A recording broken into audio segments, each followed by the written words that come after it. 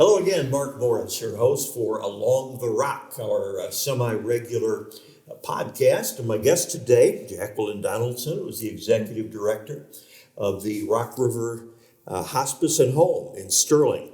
Now, I know the hospice in this area, Jacqueline, used to be on Route 2 on the highway. Correct. Before you started working at this new one. And why did it move, and exactly where is the new one?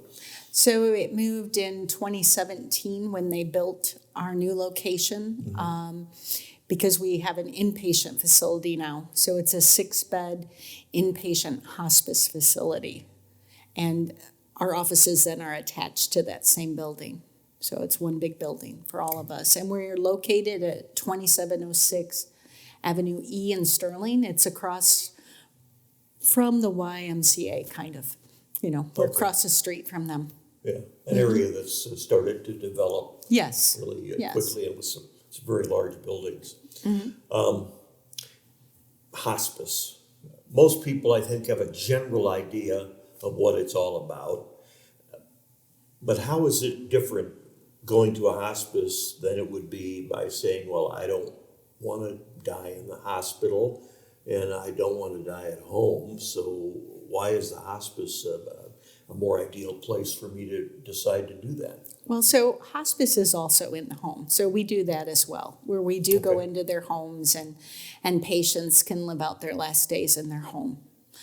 Hospice in a facility, a lot of people choose that because they want to be their loved one and not their caregiver. And sometimes there is a lot of work in being a caregiver, and caregivers, sometimes it affects their health. So it's good to have a place that they can go and be the loved one, to continue to be the wife or the daughter or the son or the husband. And being in our inpatient unit, it's unlike any other facility you will have been in. It's not like a hospital. It's not like a nursing home. They're big, open rooms that have a lot of light in them. And they're big enough to accommodate a nice family being in there. There's a bed, a chair that pulls out to a bed that they can sleep in there with them. And in our facility, we do have other areas where people can stay overnight so that they can be with their loved one. So you've covered the bases, in other words. Yes. And you make it a bright, I guess optimistic wouldn't be the wrong word. Right. Place to be. Right. People who are on the verge of death, I have a feeling, have a different perspective on life, number one, and perhaps on family, and perhaps on everything. How does that play out when you're taking somebody and caring for them in hospice? So you're not only caring for the person, but you're caring for the entire family. And that's what hospice has done all along. We always tell them they get more than just their nurse when they sign up for hospice. They get a nurse, CNA, a social worker. They also get a chaplain and bereavement if they want it. Some people want only a nurse. In the facility, of course, they get the CNA as well. But all of that is helpful to the entire family because as well as I do, when you go through a difficult period in time, whether it be with death or the loss of anything, having someone to talk to helps. So in hospice, we're all trained to work with people in those types of situations, be it the nurse or the social worker, the CNA.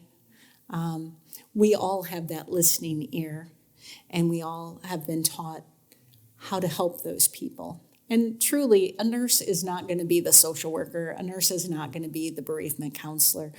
But sometimes they can say something that helps out their caregiver or the patient if need be. Sure. Did I answer your question? I think so, yeah. I think so. I imagine there are times, too, when a person who is maybe a little closer to dying and knows it, that some people, I would guess, maybe don't want a whole crowd of people hanging around, whether they're loved ones, family, friends, or not.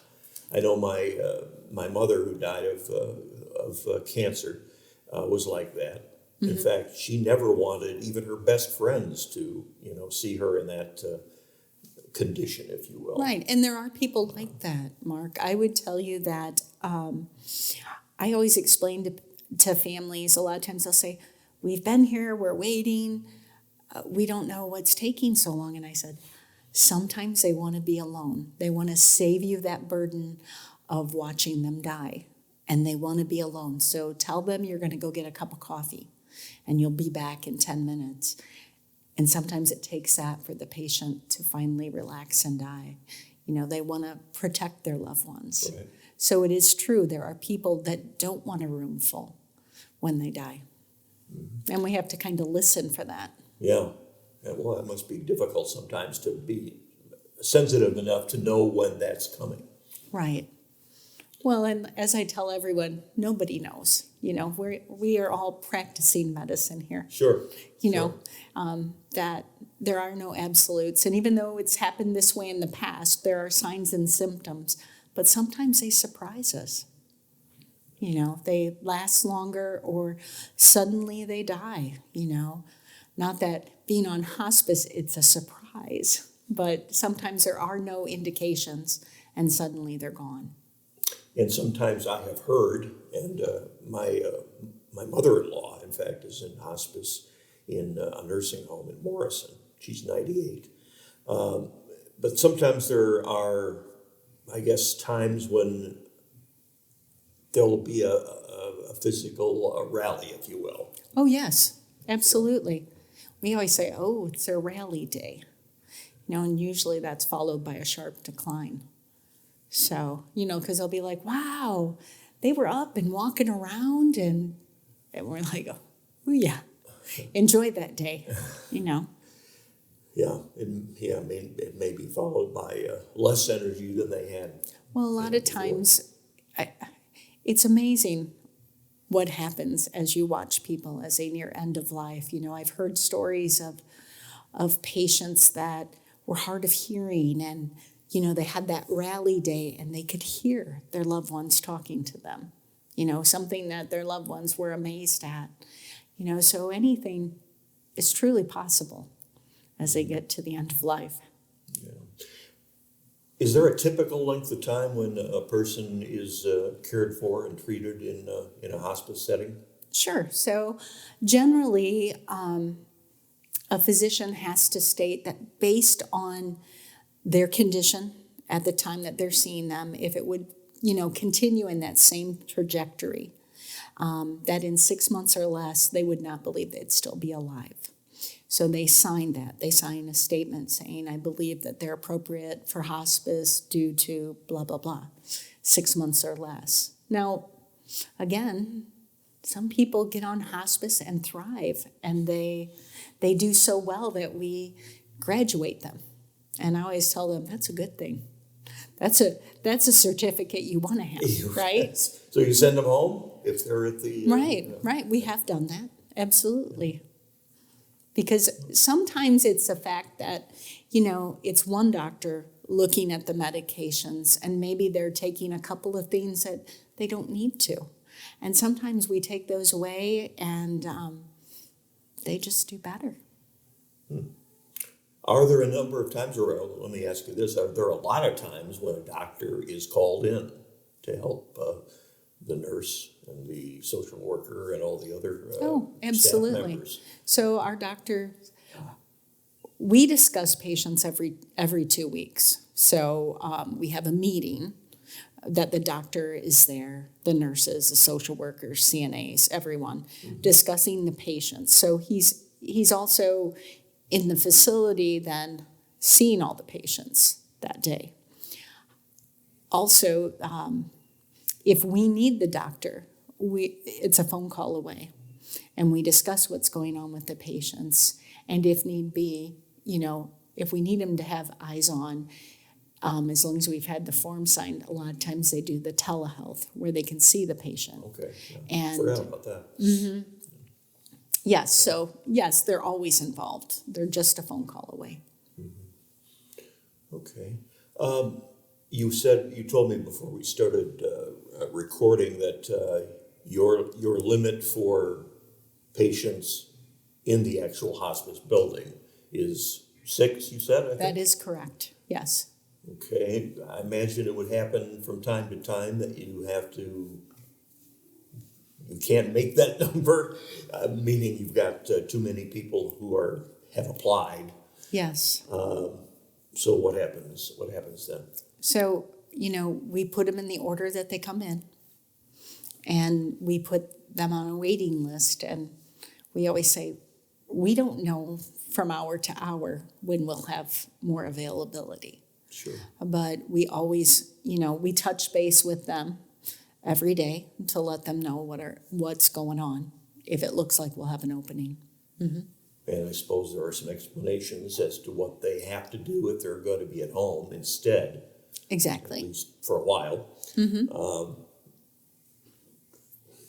How is it different being at home but wanting to go to the hospice building itself and being in hospice? How is that? How does that differ for the average person who doesn't really know either one very well? Right. So being in the facility and in the inpatient facility, there is a nurse and a CNA there 24 hours a day, taking care of them. Sure.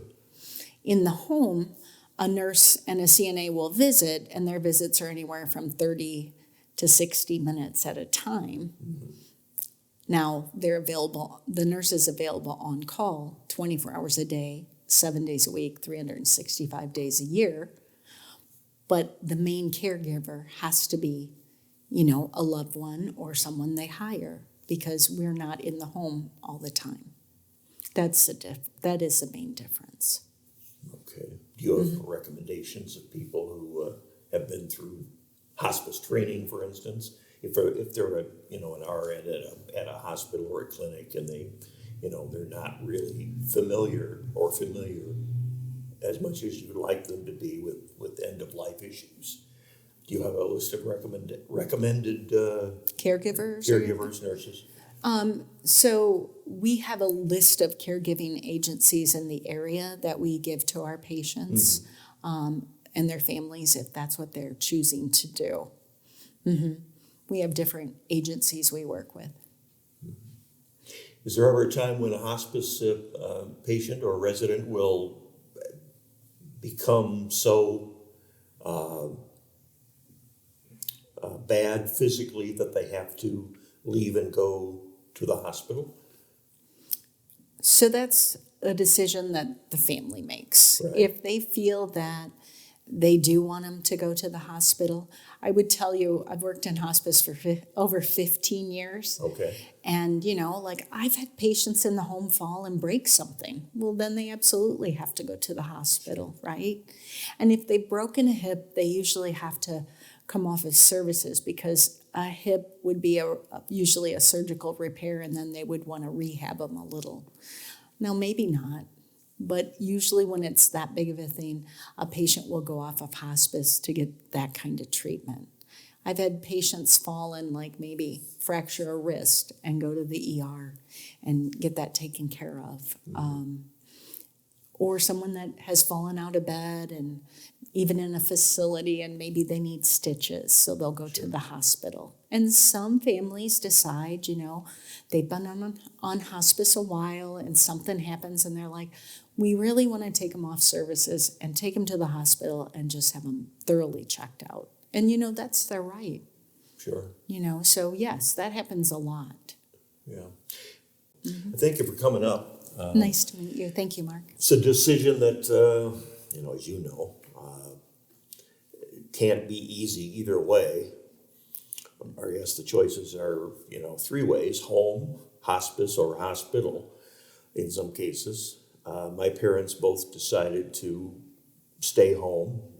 They neither would have it any other way. Right. They did have a nurse who came in first for one, and then the other. My mother died first. But it's a difficult decision, I'm sure, for them and also for their children. We have 4 kids all over the place in our family, so it's tough enough to get them communicating together, let alone Yes, making it the final is. decision without somebody going off and being upset. And I always tell people they need to go with their gut, who they feel best with, who they feel most comfortable with. Right. Mm-hmm. All right. Well, thank you for joining me again up on our second floor studio, Jacqueline, and we have been another edition of Along the Rock.